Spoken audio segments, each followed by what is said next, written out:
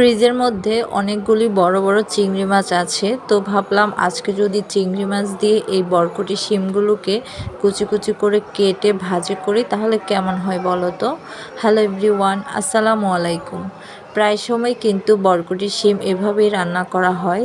সচরাচর চিংড়ি মাছটা বাসায় তেমন একটা থাকে না, মানে অন্য সব মাছ থাকলেও চিংড়ি মাছটা তেমন একটা পাওয়া যায় না। আর এদিকে লাল শাকও ছিল, তো আজকে ভাবলাম চিংড়ি মাছ দিয়ে যদি বরকটি শিম ভাজি করা হয়, আর এদিকে কচুর মুখিও নিয়ে এসেছে, আর ইলিশ মাছের মাথা দিয়ে কচুর মুখি রান্না করা হয় তাহলে তার কোনো কথাই নেই, তাই না?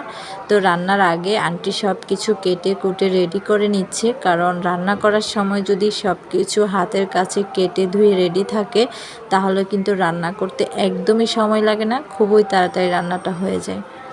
আজকের বরকটি শিম বলতে সবগুলো বাজারই কিন্তু একদমই তাজা ফ্রেশ ছিল, দেখেই খুব ভালো লাগছে। যে কোনো তাজা সবজি খেতে কিন্তু আরও বেশি মজা, আর সবাই সেটা পছন্দ করে। ওমা, এদিকে দেখি আপু আসার সময় টক পাতাও নিয়ে আসলো, আর ও জানতো না বাসায় যে লাল শাক আছে, তো ও নিয়ে এসেছে লাল শাক। তো কি আর করার, সবগুলো তো একসাথে রান্না করা যাবে না, তো আন্টি বলতেছে টক পাতাগুলোকে কেটে বেছে পরিষ্কার করে রেখে দিবে। আর এই লাল শাকটা আপু নিয়ে এসেছিল, এটা কিন্তু কালকের তুলনায় আজকেরটা বেশি ফ্রেশ, তো এটাও আজকে রেখে দিব আগামীকাল রান্না করার জন্য। একসাথে সবগুলো রান্না করলে তেমন একটা খেতেও ভালো লাগবে না, খাওয়াও যাবে না।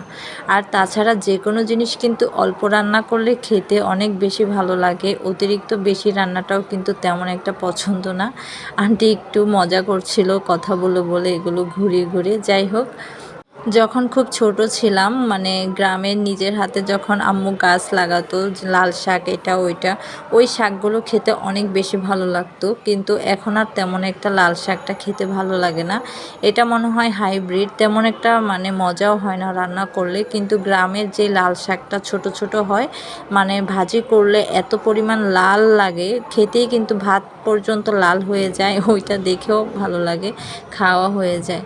তো আন্টি এদিকে টক পাতাগুলোকে কেটে নিচ্ছিল। যাই হোক, টক পাতা অনেকেই হয়তো বা চিনতে পেরেছো, আবার অনেকে নাও চিনতে পারো। এটা কিন্তু অনেক মজার একটা পাতা, মানে শাক।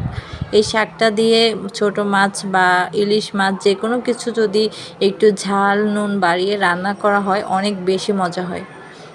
চিংড়ি মাছ দিয়ে বরকটি শিমটা ভাজি করা হচ্ছে, সাথে কিছু আলুও কেটে দিয়েছিলাম।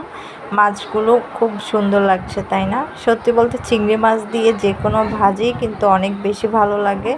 আর অনেকে দেখে হয়তো বা বলতে পারো যে অল্প ভাজি, এত বড় কড়াই, কিন্তু সত্যি একটা কথা কি, মানে বড় কড়াইয়ের মধ্যে রান্না করতে কিন্তু অনেক বেশি ভালো লাগে, মানে অনেক সুবিধা হয়, নেড়ে চেড়ে অনেক সুবিধাই লাগে। যাই হোক, রান্নাটা আজকে এই পর্যন্ত। আল্লাহ হাফেজ।